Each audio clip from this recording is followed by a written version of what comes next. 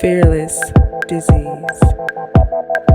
Fearless Disease fam, today we expose the truth they hate to hear. Like right now, if you are ready. Very interesting conversation or debate between Mr. Ben Shapiro and Charlemagne. We don't say the other part because he's not one. We don't play those games over here. But interesting back and forth. We already know Mr. Ben Shapiro is a big time heavyweight in the Republican space. He's with the Daily Wire. He does some amazing work over there. 100% I think a Catholic. I think he's a Catholic, but he's a Christian.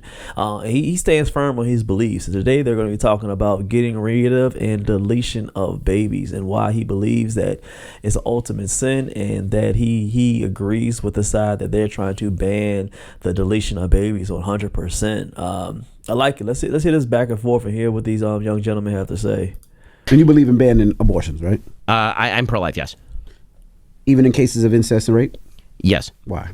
Because this is a sort of a fundamental definitional question. Mm-hmm. If you believe life begins at conception, then regardless of the source of the life, it now has an independent interest in life.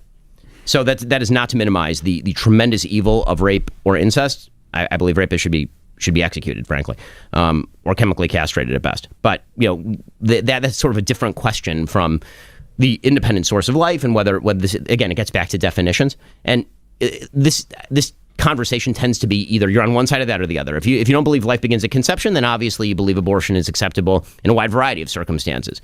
Before you get in there, I know you tap dance a lot of points, but I want to break some of them down. Of course, when you ask someone when they believe in abortion and they say that they don't believe in it, the number one question that you hear people ask, especially on the demonic side or the liberal side, is going to be, even if it's incest or rape. Now, to break it down, it's a horrible thing that people are doing incest, and if they're doing rape, that's a horrible thing. Like I said, I agree with them. They should be castrated, or I don't believe in putting to death, but they should be put in jail for the rest of their life. You shouldn't take nobody's body if they didn't ask. It's a horrible thing. But they always go under at least the 2 to 5% of deletions or abortions, that they want to say. At least overwhelmingly 90+% of them are just people just because they don't feel like having a baby. So it's just stupid for them to keep on adding that, which is a tactic that the demonic side tries to do to try to make you think that you're doing the wrong thing, or you're wanting something that women don't want to do. And it's very childish. Like I said, it's very demonic. I like to call things for what they were. I don't like to sugarcoat it. It's a demonic thing to do to try to get you off track. Another thing that he was saying of a life at conception, people that may want to argue with that, the science has been proven 100%. They've even gone to look under and actually see when a sperm actually hits an egg in the blast, and it's like a big spur of light that happens, and that's a sign of life. There's no way around it, and people are going to keep on arguing with it. But if you look at the science, it's 100%. No matter if you're demonic or not, man, it's life. As soon as conception, people can argue with it, but it's 100%. It is life. So I don't understand why people keep on going back and forth with that. But I understand most people are demonic, or they're just dumb. If you believe it's an independent life deserving of protection, then you believe it's an independent life deserving of protection. Lauren, what do you think about that? I'm just as a woman. I think that a woman should be able to choose to do what she wants to do wherever she decides to do it. I personally, that's why we don't listen to demonic. That's why I always said repeal the 19th. I don't think women should vote at all. There's the things that they talk about is just more feeling based instead of it's unraveling the truth of things. Nobody forced you to have sex. You wanted to have that baby. You knew the parameters about having sex is most of the time you're gonna conceive a baby if you have sex. So you started that in the first place. Now, if a baby comes forth, you don't have the right to kill people. This is 100% it is. You want to have the right just to kill people. It's just a mask when they say that. When they say they have the right to make a choice, no, just say what it is. You have the right. You want to have the right to kill people. That's just what it is. But like I said, it's a demonic thing. They're trying to change words and flip-flop things to lessen the blow. Here at Fearless Disease, I'm going to tell exactly what it is. It's killing or deleting babies. And what you're trying to do is you're trying to delete or kill a baby instead of it's like a choice. It's just they try to get you with the words. No, we just speak the truth. I believe that women should be able to abort babies if they want to, if they feel like that's what they need to do. Do you have a time limit on that, out of curiosity? I mean, I think it should happen earlier on if it were me making a decision for myself. But I think it's up to the woman and what she's personally experiencing and what she personally went through. I really think it's a per person thing. That's why I think it's crazy when you have like these structures and these like people who are not in that situation making the decision for the woman of what you can and can't do, because it's very like per person. My situation might be different than another woman who's sitting next to me. Right. So again, this is sort of the definitional issue that we're talking about, because you're talking about what a woman should be allowed to do. And what I'm talking about is the definition of personhood of the separate person inside the woman. I think that what I'd push on is why do you personally believe that a woman should have an abortion earlier?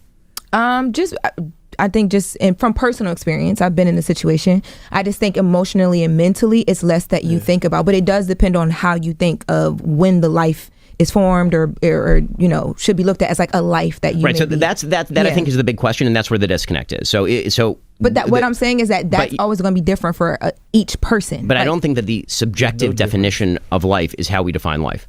Meaning that you being uncomfortable with a woman having an abortion in the 9th month, you're saying that just because you're uncomfortable with it, that doesn't mean that you should stop a woman from doing that. My point is that life has a definition, right? We all agree, for example, that a 1-month-old baby should not be drowned. Right? We all agree on that. And that's not up to the personal... Should not be drowned. You shouldn't take the baby and drown in a bathtub. Right? And the question is, well, why?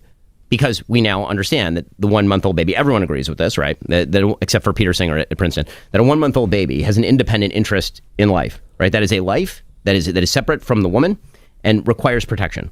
Okay, so if it is a life, then we now have an objective definition. Doesn't matter what the state of mind of the woman is. Doesn't matter if she thought, you know what, I have a really tough life. My life will be better off if this baby is drowned, if I don't have to deal with this baby, and so I'm going to drown the baby. The baby has an independent actual interest in living.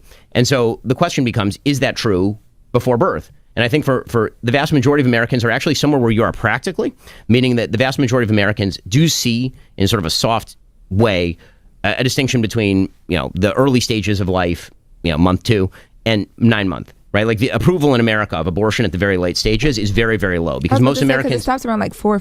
See, this is sustained. It's good that he asking these questions, but it's all BS. But I understand what he's doing, because you have to lower sometimes your intelligence to talk to stupid people. Like you have to ask them, well, what do you think life is? When do you think it starts? What do you consider what life is? I mean, anything that's growing is life. This is the stupid part of things. They'll think just because it's been in your stomach for like a month or 2 months, it's not alive. It's just stupid people. You have to understand, demonic and stupid, like they like tangle each other. It's a mixture of it. You're demonic and you're stupid with the same thing. So you don't understand how to make cautious decisions. That's the problem we're at right now. Nobody values life. No matter if it's the smallest person, the oldest person, they don't really care.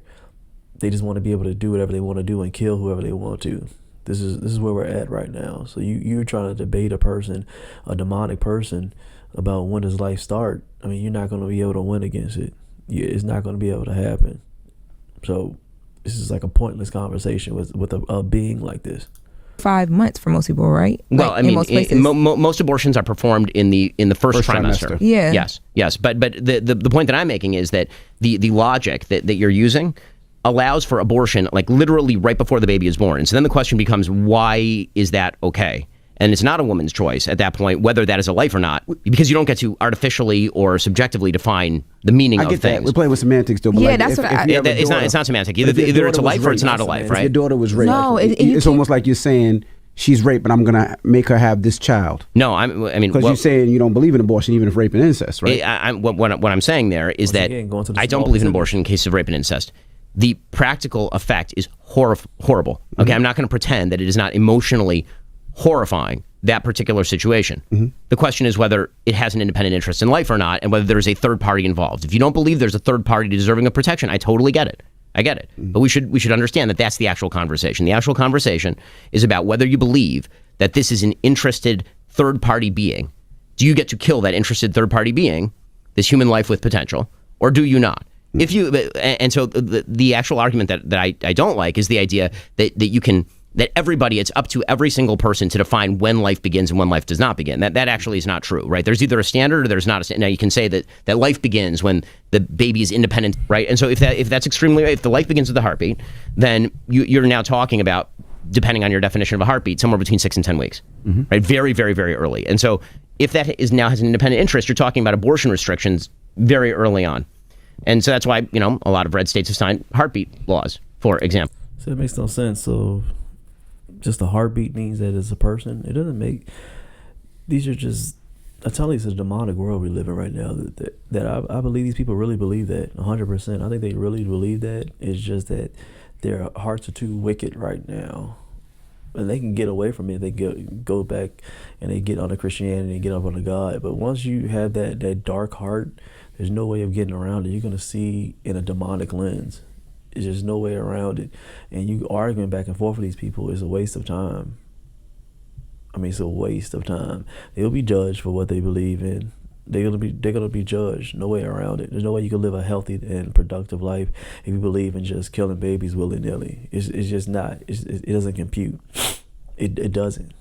So it's the definition is right into it. If it wasn't a baby, if it's not alive, right, then what are you aborting? You're aborting something that's dead, or you're aborting something that's living. This is the common sense questions, and they don't know it. It's just stupid. They be like, I'm aborting a pregnancy. What is a pregnancy?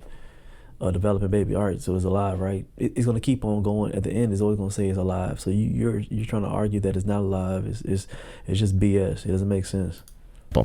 Right, and so again, I think that the clarity is good, right? Because now we can have a conversation. Where do you think life begins? And that's a better conversation than the sort of assumption by, I think, people who are not pro-life, that pro-life is just about controlling the woman's body.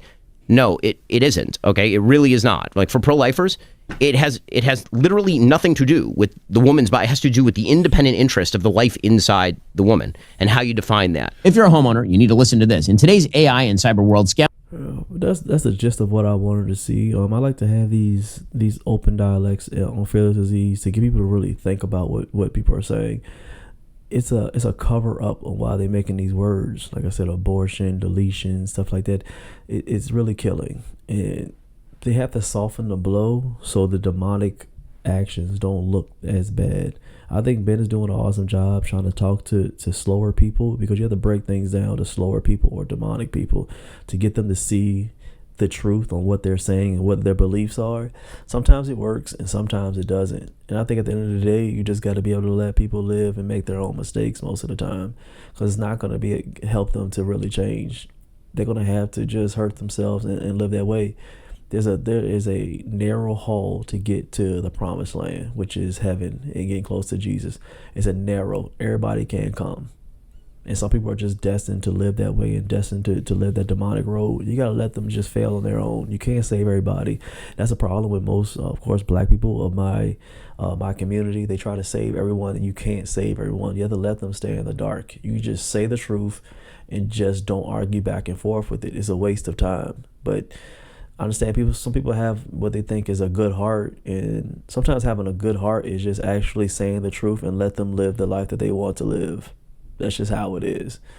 Smash the like, tap the next video here on the screen, subscribe, hit that bell. CashApp FearlessDisease is on the description if you are rocking with the movement.